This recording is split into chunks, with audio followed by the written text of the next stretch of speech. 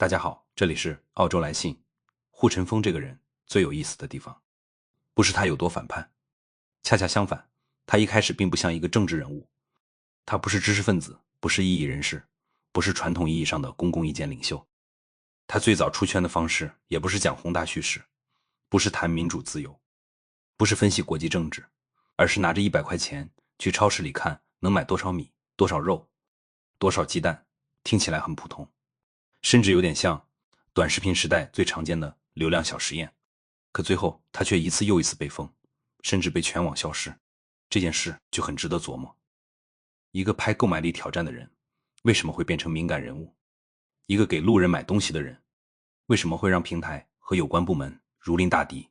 一个看起来只是嘴碎、爱抬杠、爱造梗的年轻人为什么最后会触发那么大的围剿？我觉得答案不在护城风本人身上，答案在他照出来的那个中国。他不是因为多么深刻才危险，他是因为太直观才危险。很多东西你写论文没人看，你讲制度没人听，但你带一个农村老人走进超市，告诉大家他一个月只有107块钱养老金，那所有话术都突然失效了。这就是护城风真正碰到的雷。他把抽象的不平等拍成了每个人都看得懂的账单。先说他的起点，护城风出生在1998年，江苏镇江附近的一个普通家庭，早年生活并不优越。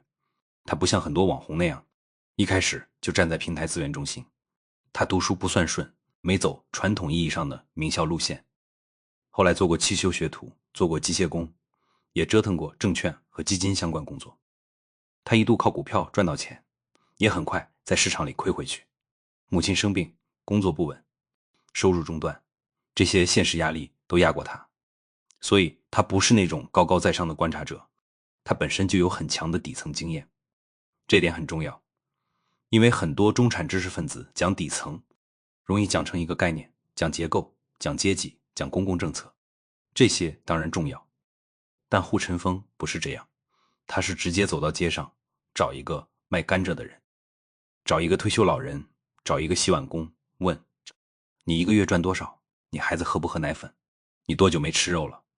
你今天买这些东西够不够？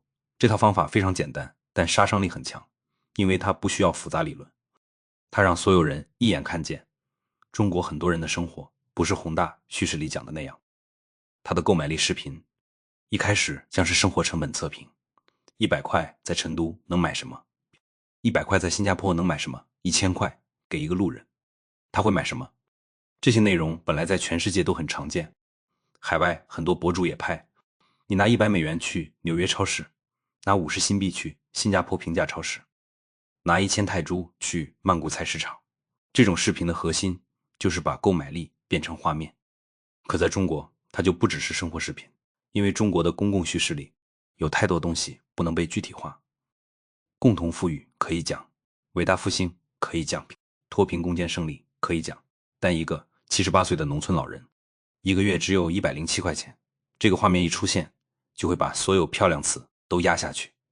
护城风最出名的一段就是成都街头那位老人，他说自己78岁，没有像样收入，每月农保只有107块，很久没吃过肉。他去超市，本来只是想买点米糊，陈峰临时决定陪他买米、鸡蛋、肉、面粉，并替他结账。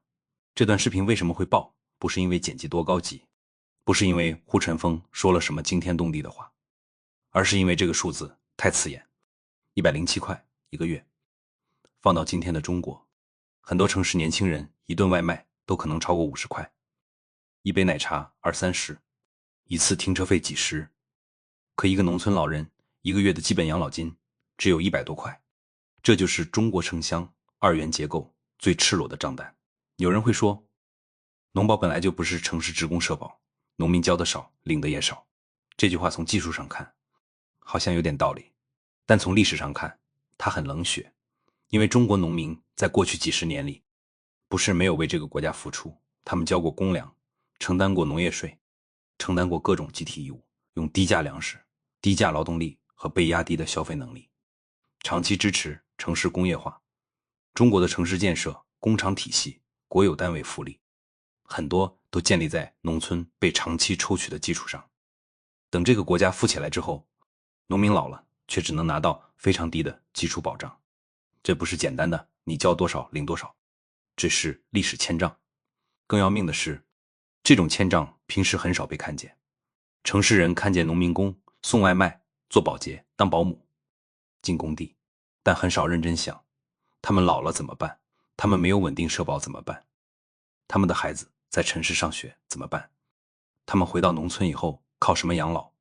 护城风的视频把这个问题拉到了镜头前，所以它不是普通视频，它是在问一句非常难听的话。在中国，农民到底算不算一个完整的人？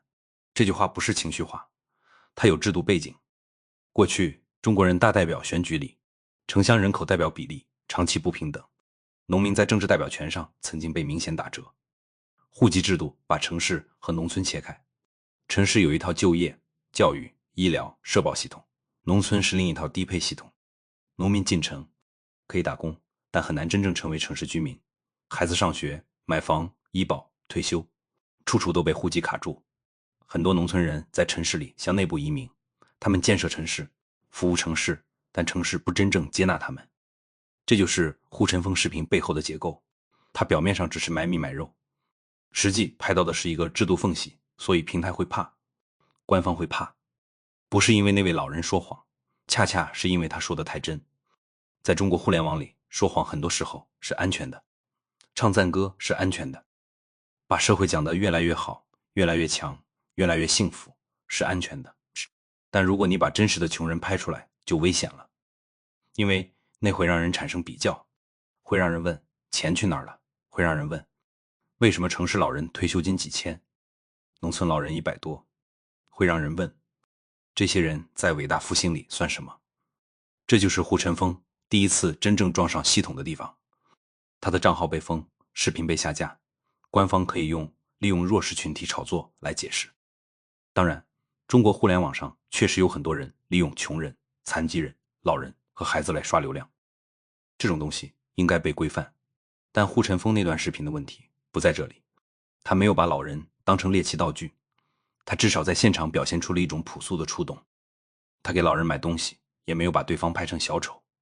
真正的问题是他让大家看到了不该被看见的现实。在专制社会里，关心弱者有时候也是一种越权。这句话听起来很刺耳，但非常真实。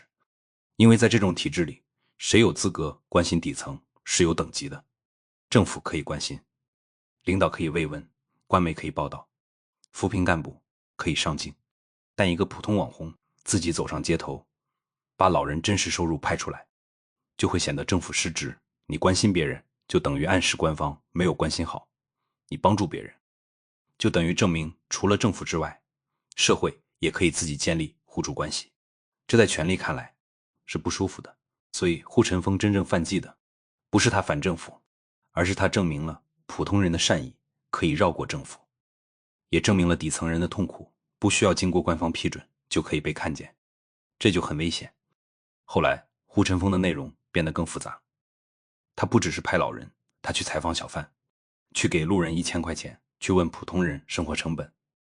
他遇到过卖甘蔗的人，那个人有孩子，有家庭，有日常开销，一罐奶粉100多，可能1周就喝完。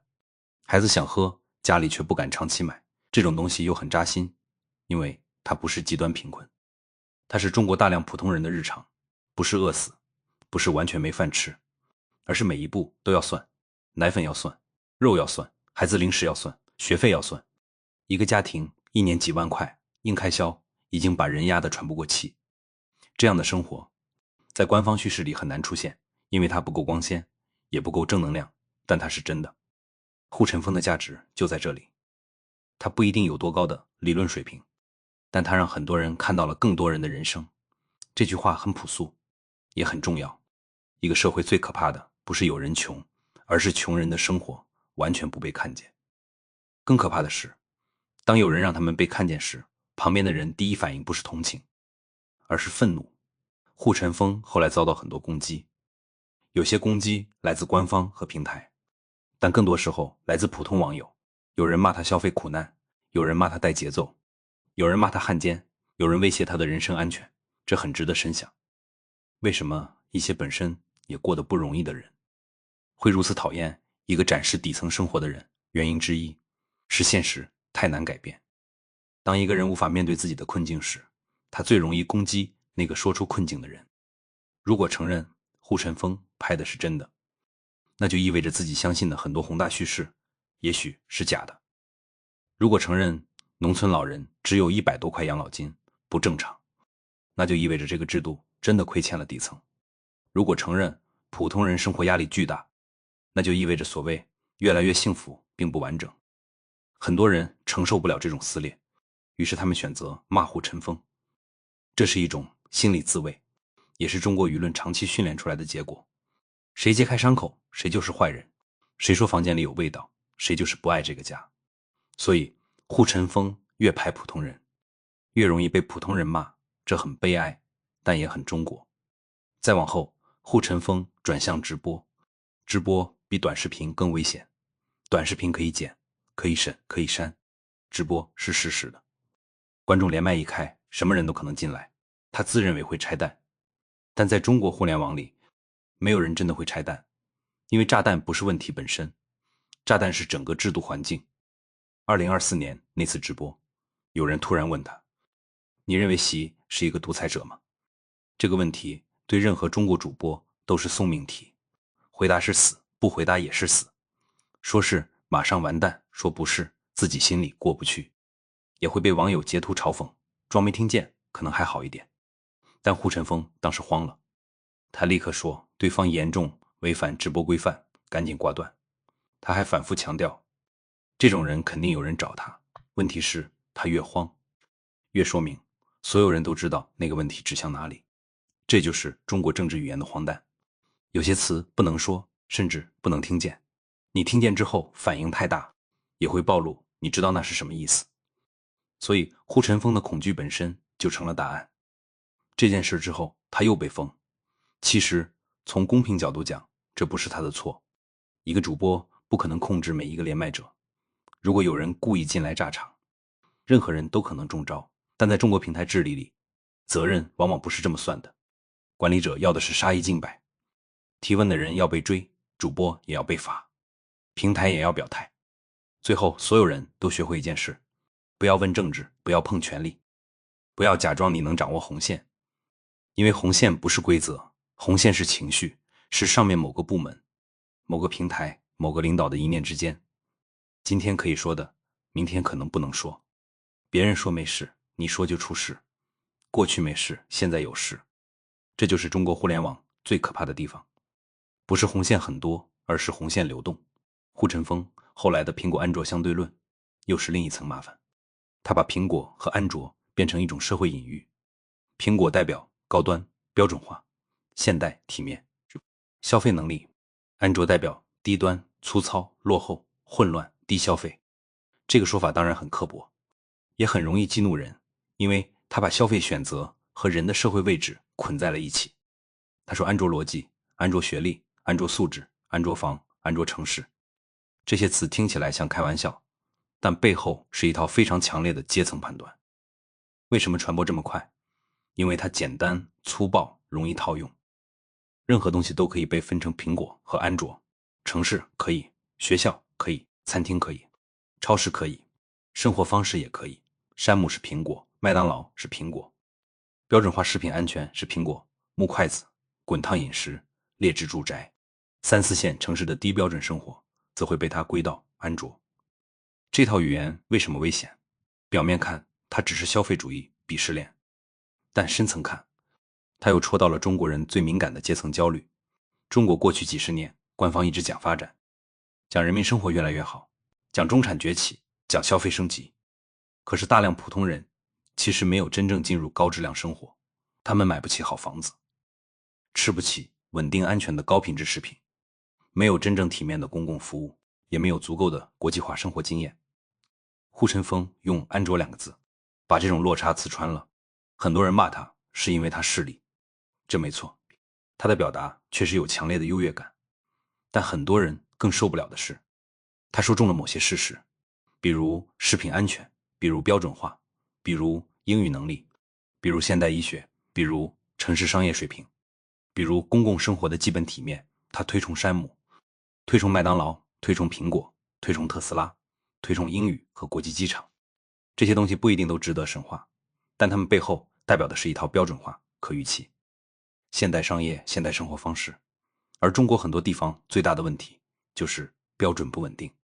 今天买到的东西好不好，看运气；餐馆后厨干不干净，看老板良心；食品有没有问题，看监管有没有抽到；住房隔音好不好，看开发商有没有偷工减料。护城风把这些东西讲得非常难听，但他讲的很多内容本质上是现代化和低标准生活之间的冲突。他不是在讲政治，可他讲到最后还是会碰到政治。因为一个社会为什么低标准，为什么监管不可靠，为什么农村老人保障低，为什么普通人买不起更安全更体面的生活，为什么大家要在山姆、麦当劳、苹果这些符号里寻找确定性，这些问题绕到最后还是制度问题。所以护城风看似从底层苦难转向消费主义，其实他没有逃出雷区，他只是从一个雷区走到另一个雷区。前一个雷区是贫困，后一个雷区是阶层。贫困会打脸官方，阶层会激怒民众，两边都不好惹。这也是为什么他后来被全网封禁时，舆论里出现了很多复杂情绪。有人觉得他早该被封，因为他刻薄、冒犯、制造鄙视链。也有人觉得他被封很荒诞，因为再怎么说，他也只是一个网红，一个直播者，一个消费主义话痨。我觉得两个判断都要分开看。护城风当然不是圣人，他的很多表达并不温和，有些话确实粗糙，有些判断也过度简单化，把世界分成苹果和安卓，本身就带着强烈的偏见。但一个社会能不能容忍偏见、争论和冒犯，本来就是言论空间的测试。如果一个人说的不好，最好的回应是反驳；如果他说错了，就拿事实纠正；如果他歧视别人，就用舆论批评，但不是把他全网消失，一封了之。说明这个系统根本不想让社会自己消化争议，他要的是把争议源头移除。护城风真正的悲剧就在这里，它不是因为完美才值得讨论，它是因为不完美，所以更像中国互联网的真实产物。他想赚钱，想火，想做流量，也想表达。他有善意，也有优越感，有关心底层的一面，也有消费主义刻薄的一面，有勇气，也有恐惧，有常识，也有偏激。这才是一个活人。可中国互联网不需要活人，它需要安全的人，需要可控的人，需要永远只说正确话的人，需要出了事可以立刻切割的人。护城风恰恰不是这种人，他太不可控。短视频里他会拍到老人养老金，直播里他会被人问到最高权力，消费主义里他会激起阶层对立，国际购买力比较里他会让人看到中国普通人并没有想象中那么富。这些东西单独看都未必是大事，加在一起就是一个无法被轻松管理的变量。对平台来说它是风险，对官方来说它是风险，对很多自尊脆弱的网友来说它也是风险。所以最后毁掉护城风的不是某一个人，不是一个炸弹人，不是某一场直播，不是苹果安卓梗，也不是那位107块养老金的老人。毁掉他的是中国互联网不能承受真实社会的能力太弱，他不能承受底层被看见，不能承受权力被提问，不能承受阶层被命名，不能承受普通人绕过官方叙事，自己去观察别人，帮助别人，评价别人。这才是问题的核心。有人问，护城风算不算一个更好的领袖？如果按政治领袖标准看，当然谈不上，他没有政治组织能力，没有成熟理论，也没有处理复杂公共事务的经验。但如果把领袖理解成一个能让人看见现实的人，那他确实比很多高高在上的人更接近普通中国人。他至少知道一罐奶粉多少钱，知道一个老人100多块养老金买不了什么，知道一个小贩一年花销压得人喘不过气，知道普通人不是生活在新闻联播里，而很多真正坐在台上的人可能一辈子都没有认真听过这些话。这不是说护城风多伟大，这是说一个正常社会本来就应该允许无数个护城风存在，有人拍底层，有人拍富人，有人拍城市，有人拍乡村，有人讲消费，有人反驳消费主义，有人关心农民，有人批评网红作秀，大家吵，大家争，大家互相纠错，这才是公共空间。可在中国，公共空间最怕的不是吵，是有人把镜头对准错误的地方。护城风的镜头最早只是对准超市货架，后来不小心对准了中国社会的裂缝，这就是他被封的真正原因。所以护城风，你为什么被封？不是因为你说了最深刻的话，而是因为你让很多浅显的事实变得无法回避。不是因为你真的要挑战权力，而是因为权力不允许普通人用自己的方式解释社会。不是因为你完美，而是因为你不完美，却仍然让人看见了一点真实。在今天的中国，这就已经足够危险了。